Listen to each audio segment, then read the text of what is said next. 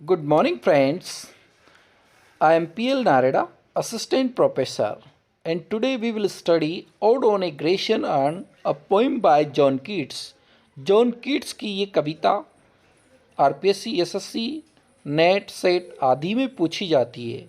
यहाँ पर दो शब्द है, एक है ओड और दूसरा है अर्न। अर्न क्या होता है? ये जो तस्वीर दिखाई गई है ये अर्न है। कीट्स ने जब ऐसे अर्न पे चित्र देखे तो उनसे प्रभावित होकर के ये कविता उसने लिखी। तो आइए हम कविता का अध्ययन करते हैं। कीपर। कीट्स के जो पिताजी थे वो स्टेबल कीपर थे। स्टेबल का मतलब होता है अस्तबल, जहाँ घोड़े बांधे जाते हैं उसको स्टेबल बोला जाता है, यानी अस्तबल में नौकरी करने वाले थे। This poem contains 4 stanza on common life.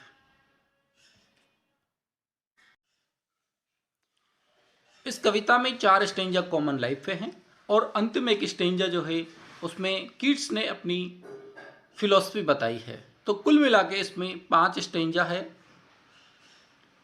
Keats was affected by Edmund Spenser. कभी कभी क्वेश्चन पूछा जाता है कि कीट्स जो है वो किस कवि से प्रभावित था।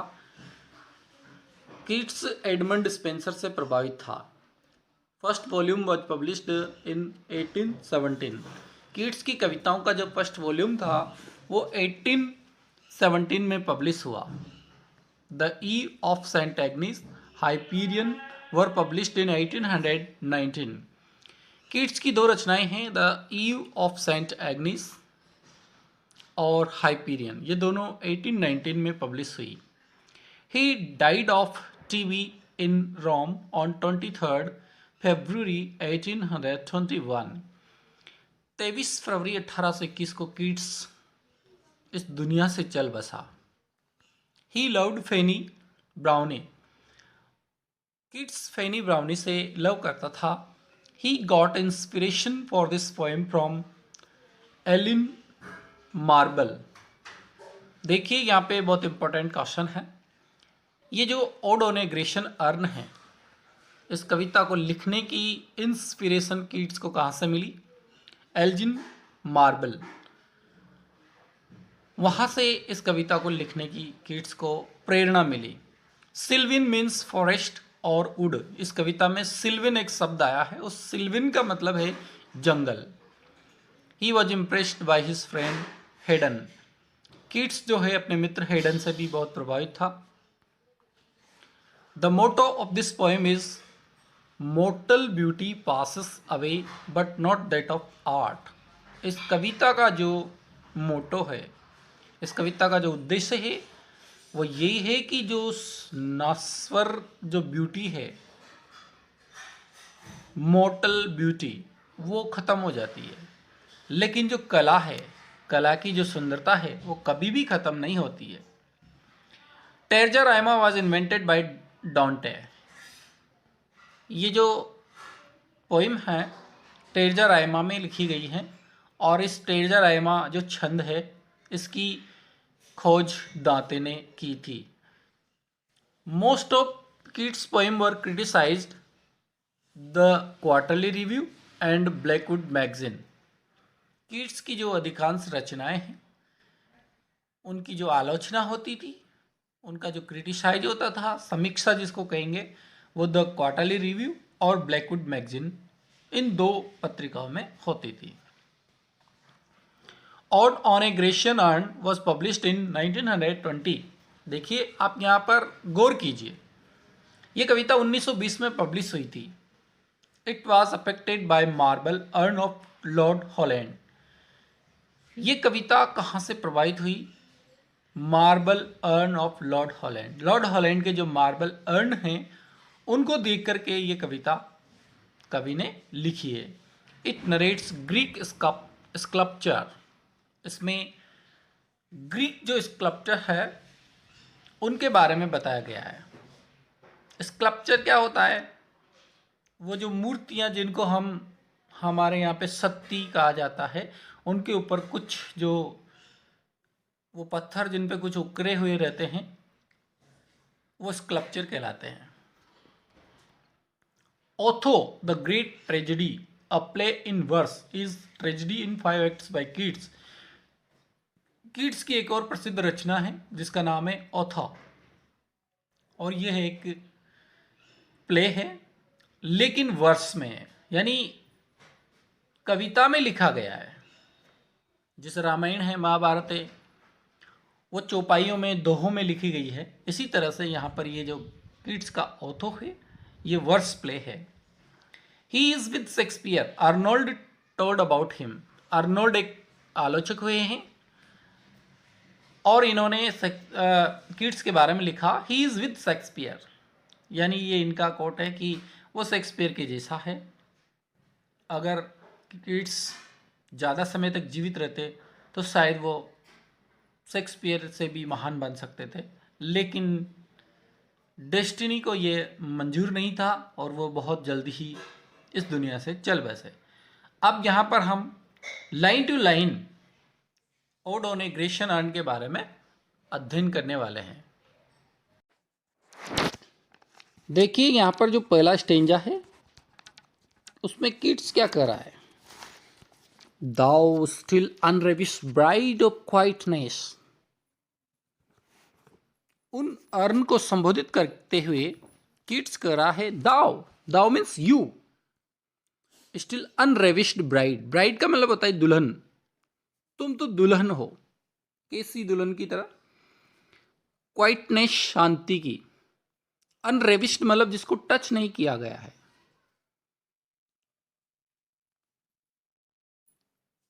जो अर्न है, जो कलश है, वो कई दिनों से वैसे के वैसे ही रखे गए हैं। जैसे कोई दुल्हन होती है और उस दुल्हन से उसका जो दूल्हा है, उन दोनों के बीच में प्रेम नहीं हुआ हो, ऐसी दुल्हन बताया गया है। Thou foster child of silence and slow time. फिर उसके बाद किड्स उन अर्न को फोस्टर चाइल्ड कहता है। साइलेंस, साइलेंस के फोस्टर चाइल्ड हो। फोस्टर चाइल्ड, नर्स्ड चाइल्ड, यानी ऐसा बच्चा जिसका पालन पोषण किया गया है। ऑफ साइलेंस, साइलेंस यानी चुपचाप, जिसके बारे में किसी को पता नहीं है। And slow time, and slow time, slow time से यहाँ क्या मतलब है, धीरे धीरे व्यतीत होने वाला समय। सिल्वियन हिस्ट्रियन, तुम तो सिल्वियन हिस्ट्रियन हो।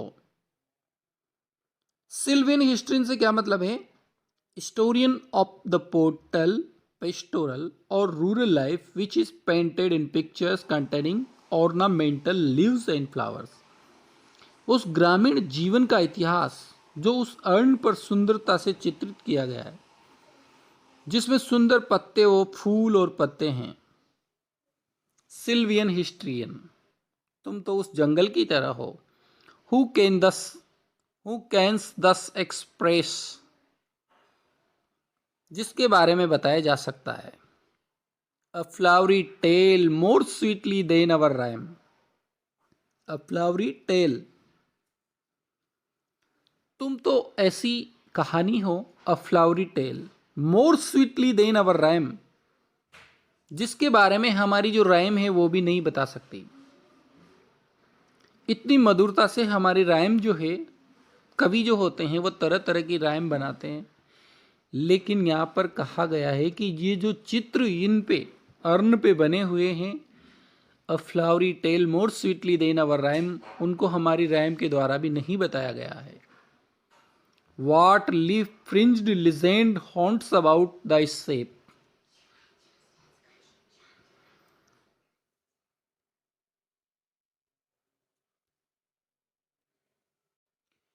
What leaf? लीफ का मतलब होता है पत्तियां, और फ्रिंज्ड लिजेंड हॉन्ट्स, फ्रिंज्ड मतलब होता है किनारे, legends haunts about Dai shape, तुम्हारे किनारों पे ये जो सुंदर पत्तियां चित्रित है, ये किसी लिजेंड के बारे में बताती है, किसी पौराणिक कथा के बारे में बताती है। हॉन्ट्स अबाउट दाई शेप, ये उसके आकार के बारे में बताती है। यानी तुम्हारे ये जो अर्न हैं, उन पे जो पत्तियां हैं, उनके जो किनारे हैं, लीफ फ्रिंज्ड, ये किसी लिजेंड्स के बारे में बताती है। हॉन्ट्स का मतलब वैसे डरावना होता है, यहाँ पर डरावने से मतलब है पुरानी, लिजेंड के बारे में, अबाउट द शेप, तुम्हारे आकार के बारे में, ऑफ डिएटीज और मोर्टल्स और बोथ, ऑफ डिएटीज या तो ये देवताओं के बारे में है, और मोर्टल्स या नश्वर प्राणियों के बारे में है, और ऑफ बोथ फिर कवि कहता है या फिर ये दोनों के बारे में हो सकती है। इन टेम्पी और द डेल्स ऑफ आर्किडी, देखिए यहाँ पे कीट्स जो है ग्रीक से बहुत ज़्यादा परिचित है, ग्रीक भाषा से बहुत ज़्यादा परिचित है। यहाँ पर कीट्स का ग्रीक के बारे में ज्ञान बताया गया है। इन टेम्पी और द डेल्स ऑफ आर्किडी, या तो ये टेम्पी के बारे में है। टेम्पी क्या है? एक घाटी, थिस्ली की एक घाटी है जो पिनियस द्वारा सिंचित है तथा जो अपने सौंदर्य के लिए प्रसिद्ध है। टेम्पी एक घाटी है जो बहुत ज़्यादा खूबसूरत है, जैसे हम कश्मीर जाते हैं ऐसे ही है। द डेल्स ऑफ आर्केडी, या फिर ये आर्केडी की कोई घाटी है। आर्केडी क्या है? ग्रीस का आदर्श ग्रामीण प्रदेश, ग्रीस का एक बेस्ट गांव है आर्केडी। तो कवि यहाँ पे कह रहा है इन टेम्पी और डेल्स ऑफ आर्केडी। फिर उसके आगे देखिए, व्हाट मैन और गॉड्स आर दीज, ये मैन है या गॉड्स है। उसके ऊपर जो चित्र है उनके बारे में वो पूछता है कि ये देवताओं के चित्र है या इंसानों के चित्र है। व्हाट मेडन स्लॉथ, और ये किस तरह की लड़कियां हैं। मेडन स्लॉथ, लोथ का मतलब होता है शर्मीली। यहाँ पे जो लोथ शब्द है शर्मीली, उनमें जो पेंटिंग है उसमें चित्र दिखाए गए हैं लड़कियों के, कुंवारी लड़कियों के चित्र दिखाए गए हैं जो बिल्कुल शर्मीली है। व्हाट मेड परस्यूट, परस्यूट का मतलब होता है पीछा करना। व्हाट मैड परस्यूट, ये उनके पीछे कुछ लड़के पीछा कर रहे हैं। युवा प्रेमियों द्वारा युवतियों का पीछा किया जा रहा है। व्हाट मैड परस्यूट, कितने पागल तरीके से ये इसका पीछा कर रहे हैं। व्हाट स्ट्रगल टू एस्केप, और वो लड़कियां जो शर्मिली है वो उनसे बचने के लिए किस तरह से स्ट्रगल कर रही है। एस्केप का मतलब होता है बचना, उनसे बचने के लिए किस तरह से संघर्ष कर रही है।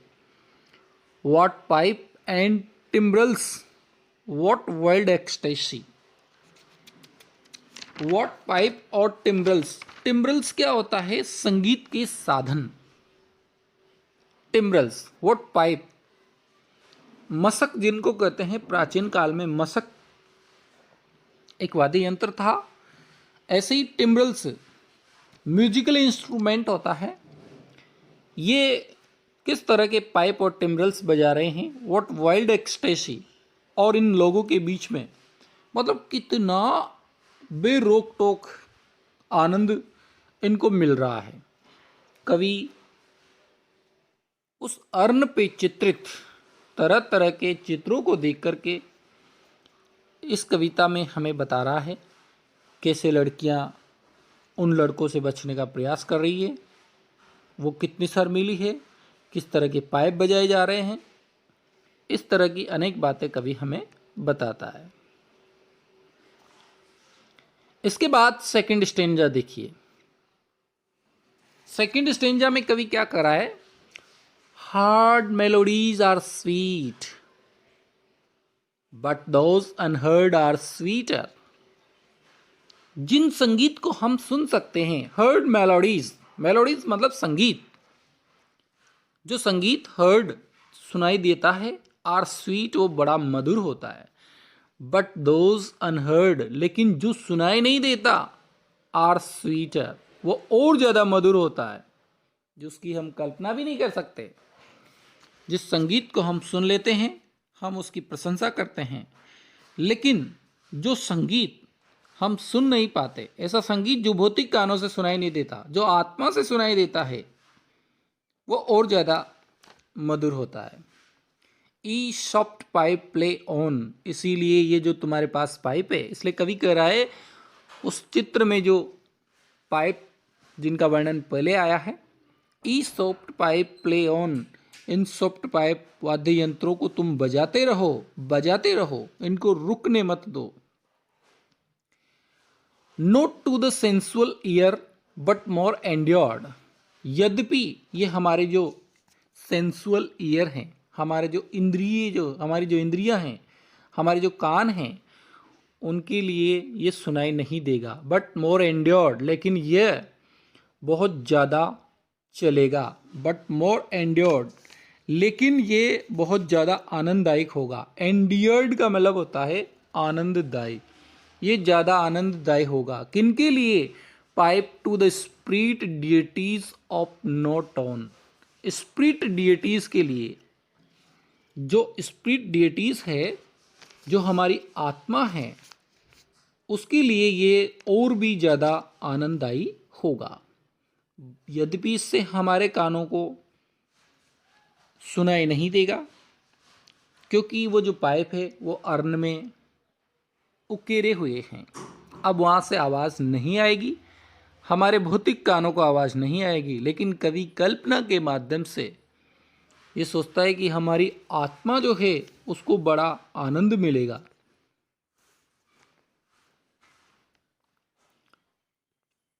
Fair youth beneath the tree thou can not love, fair youth beneath the trees thou canst not leave. हे सुंदर युवाओं, फेयर यूथ है सुंदर युवाओं, बीनीथ द ट्री जो पेड़ों के नीचे है। अगली जो इमेज है उस अर्न पे कुछ ऐसी तस्वीरें हैं, एक पेड़ है और पेड़ के नीचे कुछ युवा हैं और वे युवतियों का पीछा कर रहे हैं।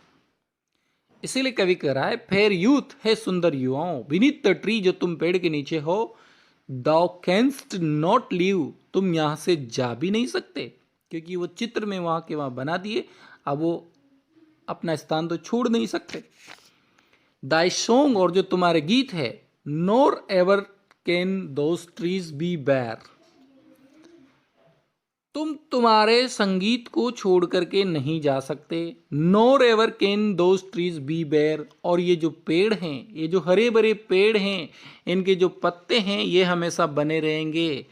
Can, nor ever can those trees be bare, bare का मतलब होता है विहीन, पत्तों से विहीन। ये जो पेड़ हैं इनके ऊपर जो पत्ते हैं वो हमेशा ढके रहेंगे। हमेशा वृक्ष जो है कि सुराई के ऊपर अंकित है, हमेशा पत्तों से ढका रहेगा, उनके पत्ते कभी नहीं सूखेंगे, वो वैसे के वैसे ही रहेंगे। Bold lover never never can thou kiss, अब यहाँ पे उस तस्वीर में ऐसे चित्र हैं कि जो लवर हैं वो अपनी बिलव्ड को किस करना चाहते हैं।